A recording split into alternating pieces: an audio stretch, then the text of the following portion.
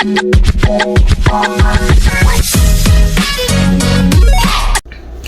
Everyone, welcome back to my YouTube channel. मेरा नाम है अंकिता शर्मा और मैं आ गई हूँ एक और नई वीडियो के साथ। तो आज मैं डिस्कस करने वाली हूँ डिवोर्स बाय म्यूचुअल कंसेंट। इससे पहले हमने डिवोर्स का जो पूरा सेक्शन था, सेक्शन 13, जिसमें डिवोर्स के ग्राउंड्स बताए थे, जहाँ पे पार्टीज फाइट करती हैं, मतलब कि जहाँ पे एक पार्टी मूव करती है कोर्ट में कि उसको जो है वो डिवोर्स चाहिए। उसके लिए सारे ग्राउंड्स जो बताए गए हैं, सेक्शन 13 जिन ग्राउंड्स की बात करता है, वो सारे हमने डिस्कस करे थे। इसके बाद हमने डिस्कस किया था सेक्शन 13A कि अगर कोर्ट चाहे तो जो पिटिशन डिवोर्स के लिए आई थी और जो प्रोसीडिंग्स डिवोर्स की चल रही थी अंडर सेक्शन 13, तो जो पार्टीज हैं किसी पर्टिकुलर केस में अगर कोर्ट को लगता है, कोर्ट अगर सही समझता है, तो कोर्ट उनको जो है वो डिवोर्स पिटीशन ना ग्रांट करके कोर्ट उनको जुडिशियल सेपरेशन में भी भेज सकता है। आज हम बात करेंगे डिवोर्स बाय म्यूचुअल कंसेंट, मतलब कि हस्बैंड एंड वाइफ दोनों एग्री कर रहे हैं कि उनको साथ में नहीं रहना है और फिर वो दोनों जो है वो म्यूचुअली अपनी पिटीशन जो है वो मूव करते हैं कोर्ट में कि उन्हें जो है वो डिवोर्स ग्रांट कर दिया जाए। तो आज हम बात करेंगे सेक्शन 13B के बारे में। बहुत इंपॉर्टेंट सेक्शन है। तो मैंने हिंदू लॉ की सीरीज शुरू करी है, जिसमें सबसे पहले मैं हिंदू मैरिज एक्ट को डिस्कस कर रही हूँ और इसके मैंने ऑलरेडी 10 पार्ट्स जो है वो अपलोड कर दिए हैं। किसी ने मेरी वो वीडियोस नहीं देखी हैं, किसी को ज़रूरत है हिंदू लॉ के बारे में, कोई जानना चाहता है स्पेसिफिकली जो मुद्दे आते हैं डिवोर्स को लेके और वैलिड शादी को लेके, वॉइड मैरिजेस, ठीक है, इलीगल मैरिजेस, ये सारी चीज़ें मैं अपलोड कर चुकी हूँ। तो किसी को अगर वो वीडियोस देखनी है तो वो जाके मेरे चैनल पे देख सकता है। इसके अलावा मेरे इस वीडियो के डिस्क्रिप्शन बॉक्स में भी आपको उनके लिंक्स मिल जाएंगे। तो चलिए बिना किसी देरी के आज का वीडियो शुरू करती हूँ। तो सेक्शन 13B का सब सेक्शन 1 ये कहता है कि हस्बैंड एंड वाइफ जब साथ में नहीं रहना चाहते और दोनों जो है वो एग्री करते हैं, दोनों अपनी कंसेंट देते हैं, तो वो अपनी जो है वो पिटीशन मूव कर सकते हैं कोर्ट में कि उन लोगों को, उनका जो ग्राउंड बनेगा डिवोर्स मांगने का वो ये बनेगा कि उन दोनों को जो है वो एक दूसरे से अलग रहते हुए 1 साल या 1 साल से ज्यादा हो चुका है। मिनिमम 1 साल होना चाहिए कि 1 साल से जो है वो आप दोनों अलग रह रहे हो। तो सेक्शन 13B का सबसेक्शन 1 ये कहता है कि जहां पे हस्बैंड एंड वाइफ दोनों 1 साल या 1 साल से ज्यादा उनको अलग रहते हुए हो गया है, उनका ये मानना है कि वो लोग जो है वो इकट्ठे नहीं रह पा रहे हैं, इस बेसिस पे ये इनका ग्राउंड बनता है कि उनको जो है वो म्यूचुअली डिवोर्स ग्रांट कर दिया जाए।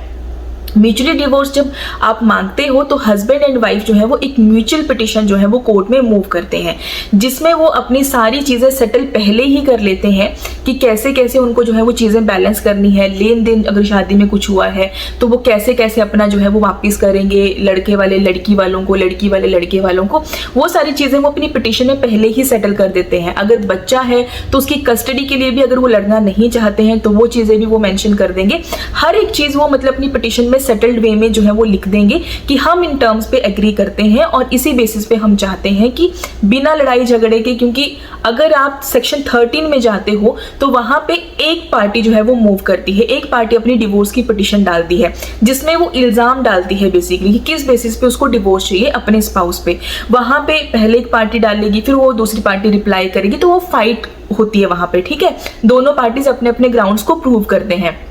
लेकिन जो पार्टीज हैं वो म्यूचुअली तब जाती हैं जब उनको लड़ना नहीं है, उनको नहीं चाहिए कि बहुत लंबा उनका मैटर चले। वो चाहते हैं कि म्यूचुअली शांति से जो हम जो है वो अपने अपने रास्ते अलग कर ले, लेकिन बिना लड़ाई झगड़े के। तो उस चीज के क्या करते हैं, वो अपनी पूरी पिटीशन रेडी कर लेते हैं, जो जो पॉइंट्स दोनों पार्टीज के माइंड में होते हैं उनको जो है वो पिटीशन में डाल के फिर वो अपनी एप्लीकेशन जो है वो मूव करते हैं कोर्ट में कि उनको म्यूचुअली जो है वो डिवोर्स ग्रांट कर दिया जाए।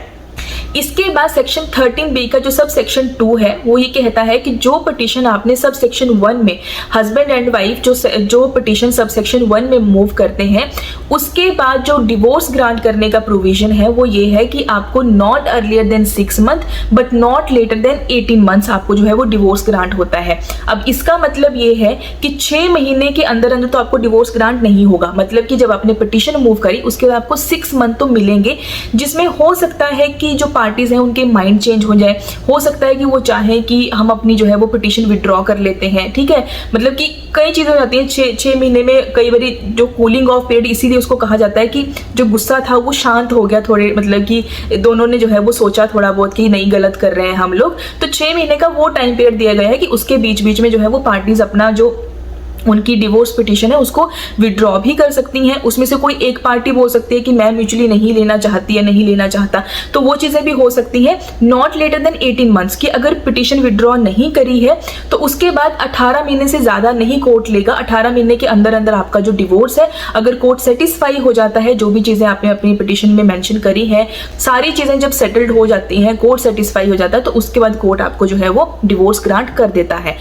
अब ये जो कूलिंग ऑफ वाला पीरियड है जो मैंने आपको बताया कि 6 मंथ तो आपको वेट करना पड़ेगा प्रोविजन के अकॉर्डिंग, प्रोविजन आपका ये कहता है। लेकिन यहाँ पे कुछ हाई कोर्ट्स का ऐसा मानना था कि ये जो प्रोविजन है ये मैंडेटरी नहीं होना चाहिए, क्योंकि ऐसे तो जब आप पार्टीज को राइट दे रहे हो कि वो मतलब म्यूचुअली आ रही हैं, वो क्लियर है अपने माइंड में कि उनको साथ में नहीं रहना है, तो उनको वेट करा के तो उनको फ्रस्ट्रेट करने वाली बात है। पार्टीज को जो है वो मतलब कि लॉ को फ्रस्ट्रेट कर रहे हो उन पार्टीज के लिए, एक तरह से प्रोसेस उनके लिए फ्रस्ट्रेशन वाला हो जाता है। लेकिन सुप्रीम कोर्ट ने इसके ऊपर अपनी कुछ जजमेंट्स में ये क्लियर किया था कि भले ही पार्टीज को ये वेटिंग पीरियड दिया जा रहा है, लेकिन इसके पीछे की जो इंटेंशन है वो गलत नहीं है। इसके पीछे की इंटेंशन है कि शायद कोई शादी इस 6 मंथ में जो है वो बच जाए, शायद कोई जो हस्बैंड एंड वाइफ है वो अपनी चीजों को एनालाइज करें और वो ये सोचें कि नहीं, हमें अपना रिश्ता ठीक करना है, हमें जो है वो पिटीशन विड्रॉ कर लेनी चाहिए, क्योंकि 6 मंथ में चीजें कई बार चेंज हो जाती हैं।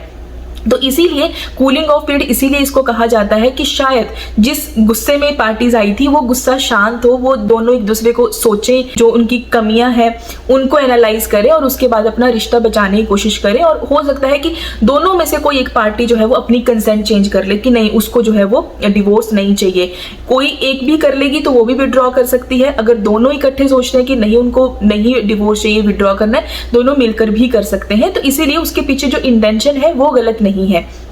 इसके अलावा यही है वो प्रोविजन यही कहता है कि पिटीशन आप डाल सकते हो, आपके पास ग्राउंड ये बनता है कि आप 1 साल से अलग रह रहे हो, और दूसरा ये है कि